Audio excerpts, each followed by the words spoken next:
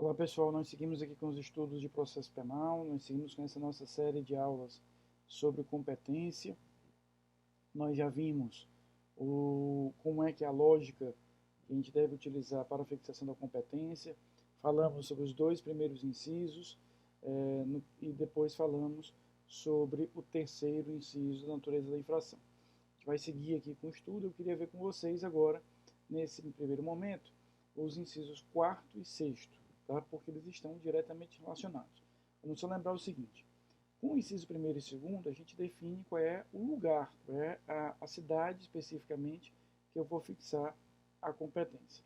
Depois me utilizo do inciso definido, do inciso terceiro, da natureza da infração, para que eu possa daí extrair efetivamente qual é a justiça que a gente vai trabalhar dentro desse cenário. Que tipo de justiça a gente vai ter. Lembrando que eu tenho 4 justiças com competência criminal: estadual, federal, eleitoral e a militar.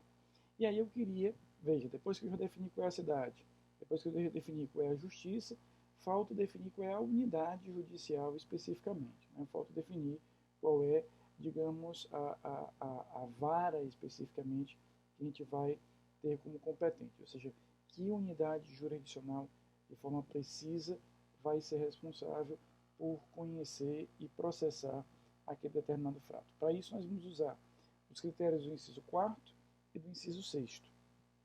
Só que há uma relação muito direta entre eles. O inciso 4º fala em distribuição. Né? A distribuição, que é o último ato de fixação da competência, ela pode acontecer debaixo de 3 critérios básicos. Eu posso ter uma distribuição por sorteio, uma distribuição aleatória. Eu posso ter uma distribuição específica, uma distribuição dirigida, quando eu tenho apenas naquele contexto uma vara especializada naquele tipo de processo. E eu posso ter a distribuição por prevenção. Então veja que o inciso 6º, prevenção, apesar de ele estar destacado como um inciso autônomo, ele é, na verdade, um tipo, uma forma de distribuição. Então, eu vou distribuir com base, efetivamente, nessa lógica da prevenção. A distribuição, como eu falei, pode ser feita dessas 3 formas. Primeiro, eu posso fazer uma distribuição por sorteio, também chamada de distribuição aleatória. Então, imagine, por exemplo, a comarca de Fortaleza. Na comarca de Fortaleza, ou seja, na Justiça Estadual em Fortaleza, nós temos 5 varas do júri. São 5 varas com competência exclusiva do júri. Então, quando chega aquele inquérito policial a ser distribuído, depois que eu já percebi que é Fortaleza a cidade onde aquele processo deve se desenvolver, depois que eu percebi que é a Justiça Estadual, eu me deparo com 5 varas diferentes. Ora, como nenhuma delas está preventa, ou seja, nenhuma delas realizou qualquer tipo de ato anterior que induzisse ou que levasse a crer que ela tinha competência. E a competência entre as 5 varas é a mesma, né? Eu tenho aí a mesma competência em relação a essas 5 varas, não há outro caminho que não seja efetivamente a gente fazer um sorteio. Então, eu vou, através de um sistema de computador, sortear, porque qualquer das 5 varas pode efetivamente ser competente para processar e julgar esse determinado fato. Tá? A segunda forma de distribuir, então nós vimos a primeira, sorteio. A segunda forma é uma distribuição dita específica, uma distribuição dirigida, uma distribuição propriamente dirigida. O que a gente vai ter aqui? Nesse caso, a gente vai ter uma situação onde eu tenho de vários juízos possíveis apenas um com competência. Então eu não preciso fazer um sorteio, porque na verdade só uma dessas unidades é que estará apta por ter uma competência específica, porque por ter uma competência própria, ele estará apto a julgar esse determinado tipo de matéria. E exemplifico também com a comarca de Fortaleza.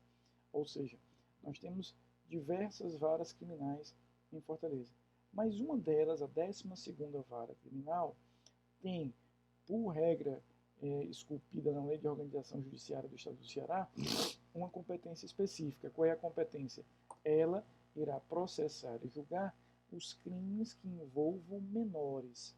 Os crimes que envolverem menores. Então, aquele crime que envolve menor é de competência dessa vara. Então, quando eu vou distribuir um inquérito, né, policial ou uma medida qualquer requerida pelo delegado que envolva crimes cuja vítima é o menor, eu não tenho aí muitas alternativas. No caso da comarca de Fortaleza, repito, eu terei apenas uma vara com competência própria, então a distribuição será feita diretamente dirigida para aquela vara. Tá?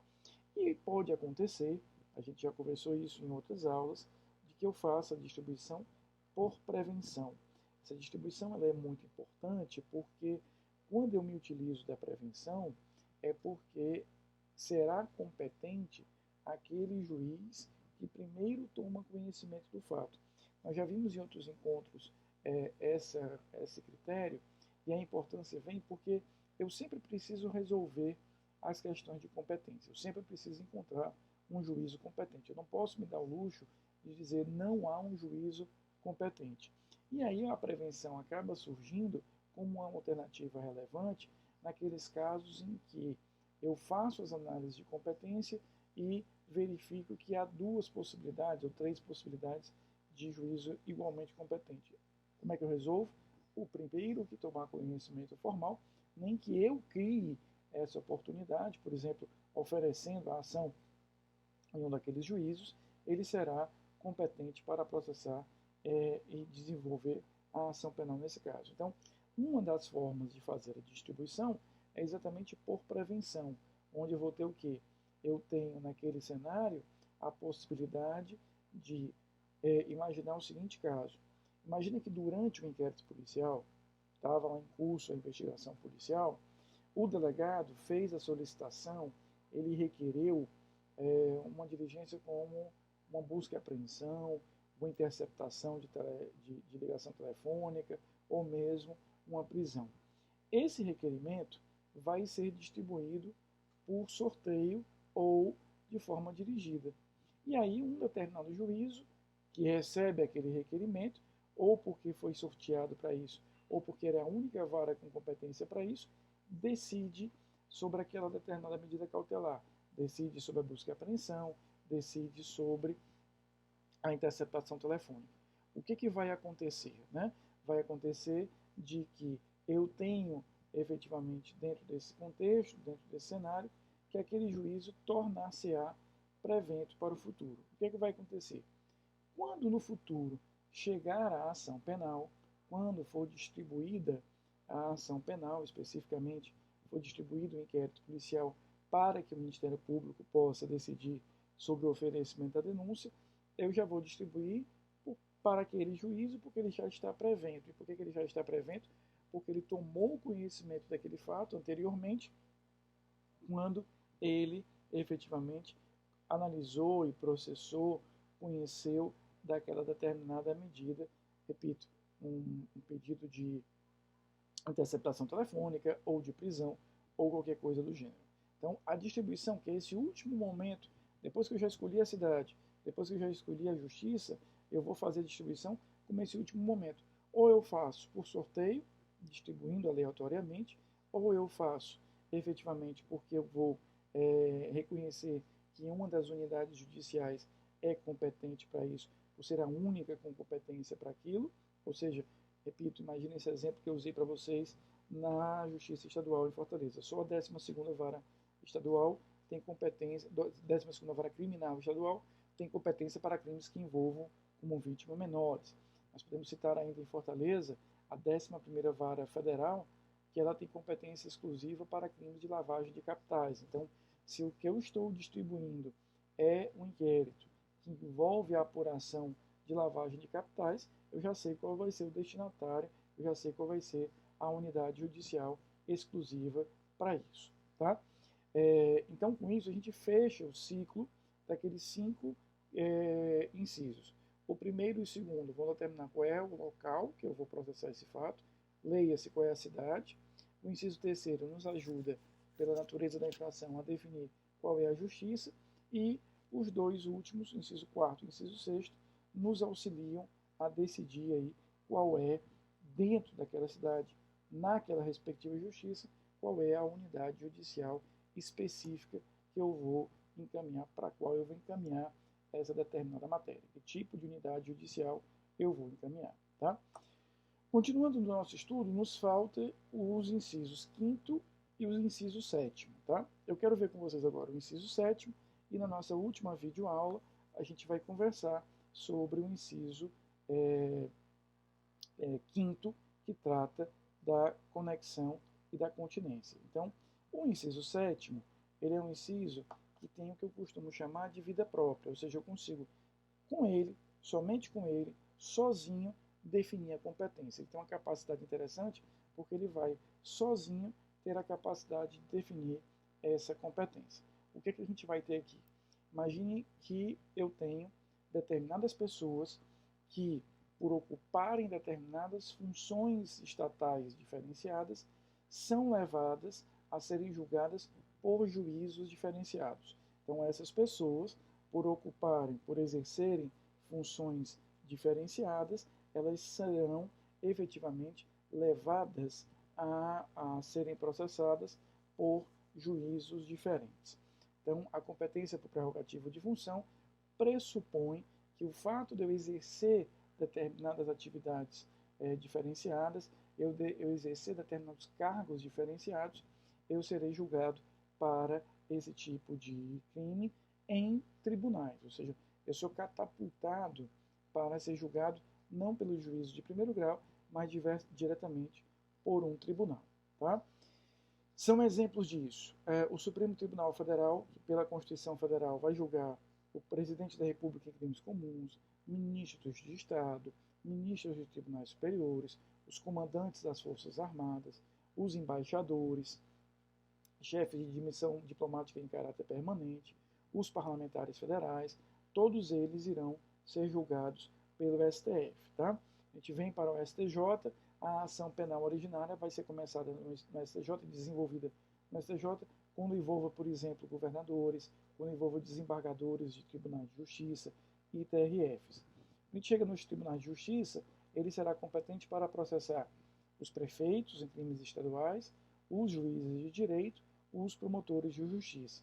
Os TRFs irão julgar os prefeitos em crimes federais, os juízes federais, aqui lê-se, juízes federais, juízes do trabalho, juízes, auditores militares federais e os membros do Ministério Público Federal.